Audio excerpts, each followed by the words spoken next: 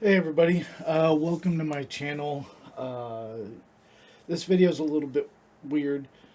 Uh, back in back on January 31st of 2017, Warner Brothers, who had purchased the Asheron's Call, Lord of the Rings Online, I believe Dungeons and Dragons Online IPs, uh, they stopped the servers for Asheron's Call 1 and 2, rendering the game completely useless. A game that many of us had purchased multiple accounts, invested years of time playing the game, creating friends, yada yada yada. Well, as of March 31st of 2024, Ubisoft had shut down the servers for The Crew. Now, whether you like that game or not, that's not important. The fact is, it was supposedly a single player game, yet it required a internet connection in order to play. So once they shut that off, it pretty much rendered the game useless to the people who own it. And there's a person who has started doing all the legwork for us to kind of fight back against that, because it's a growing trend where you pay premium prices for the video game, and then when the company who developed it doesn't want to support it anymore, you're kind of SOL. You don't get your money back and the game's gone. It's not like back in my old school days. I can still go out and buy an Atari 2600 used, probably for a lot more than my mom did back then, who knows. But I can get the cartridges and I can play the games. There is the ROM emulator path that there's legality and all that, so we won't talk about that. But when you buy physical media, you expect to be able to play it whenever. And Mutahar did this great video explaining all those details, explaining how really crappy this is for game companies. And he did that video because this guy did a video about how he's trying to stop that from happening. He's done a lot of legwork, and he put it into a website where all of us across the world, around the globe, can participate in some fashion. Either by signing petitions. If you bought the game The Crew, apparently in France, what Ubisoft did isn't exactly kosher with France rules or laws. But this guy goes into it better than I could. Mutahar goes into why this is a bad thing better than this guy. This guy goes into what we can do to fix this or to stop it from happening in the future. Because a lot of times what you see is once they take a little inch, they take more little inches.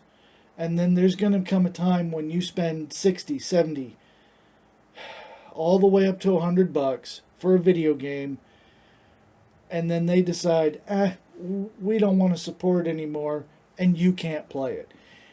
Even if you didn't enjoy playing The Crew, or you did, join in this fight. Spread the word. I'm going to put links to all of this down below. Pass it along. Pass along my video. You don't have to. All we're trying to do is spread the word. Because had this been in effect back before 2017, Warner Brothers may have actually upheld their promise to give us private servers. They ghosted us on that. They told us they would give it to us.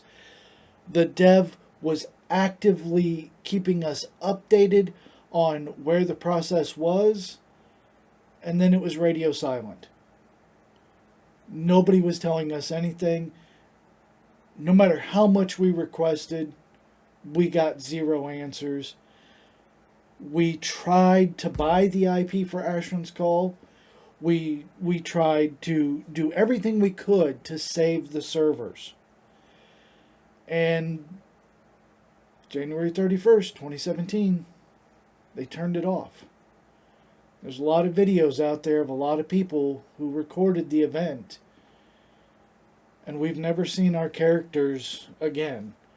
Sure, we have emulators, but here it is 7 years later, and those emulators aren't complete because of just how much work goes into putting everything back the way it was. Because Warner Brothers said, well, you spent the money, too bad, so sad, goodbye. Help us just spread this around. If you know somebody at a big gaming YouTube channel, way bigger than me, if you could reach Jay's 2 Cents or Linus Tech Tips or Greg Salazar, anybody.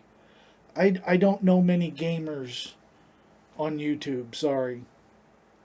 But if you can reach out to these people who can spread the word, get it further than I can or he can. Mutahar is sitting at 3.7 million subscribers, and who knows how many he's going to reach with that. This guy only has 337,000. Help us get this out there. We need some kind of laws or legislation that protects us from companies just flipping the switch and what we paid for no longer exists. You wouldn't like it if you went out and spent 50 grand on a car and then Ford decides one day and you can't drive your car anymore.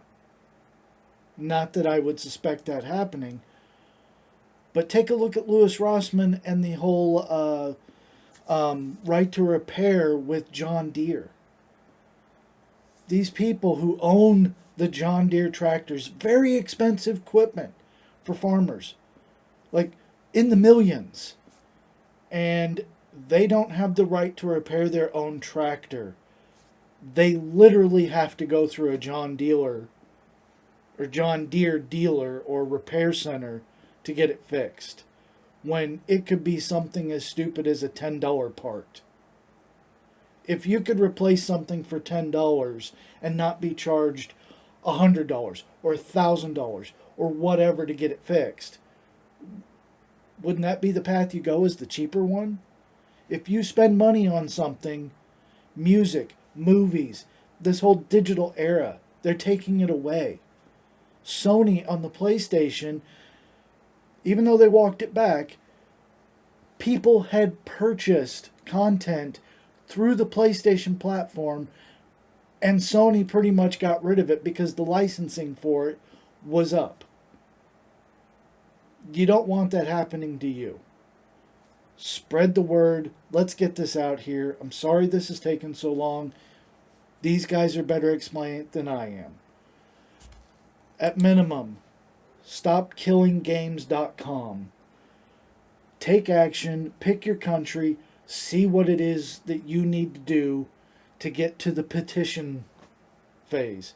For us Americans, he explains it better than I can, this guy. But it seems like the best we can do is contact the DGCCRF. You notice how he's got it in priorities. I've already done my part on this, the starting part, and now I'm doing this part. Please do the same. Thank you.